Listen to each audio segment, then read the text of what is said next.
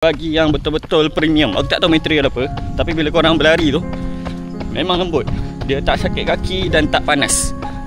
Sedang kau baru nak start running tapi kaki, lutut, bahagian keting korang selalu sakit, aku nak recommend satu kasut daripada S-Step. Aku dah pakai lama dah kasut ni. Dia fokus kepada korang yang pace 6 dan pace 7 untuk buat slow jogging, nak buat brisk walk. Kasut ni dia bagi semua sekali yang korang perlukan. Pertama, cushion dia memang sedap, lembut gila. Bila korang berlari tu memang tak sakit kaki. So dia sangat-sangat breathable. Setakat nak buat 5km, 3km hari-hari, aku sangat recommend untuk beginner. Dia cukup, harga dia pun tak mahal sangat. Setakat 200 ke bawah korang dah dapat dah kasut premium macam ni. Tak payah nak spend sampai 300-400 nak dapatkan kasut premium. Korang check dekat beg kuning bawah ni. Harga berbaloi, design lawa, cushioning memang sedap. Korang check sekarang. Assalamualaikum.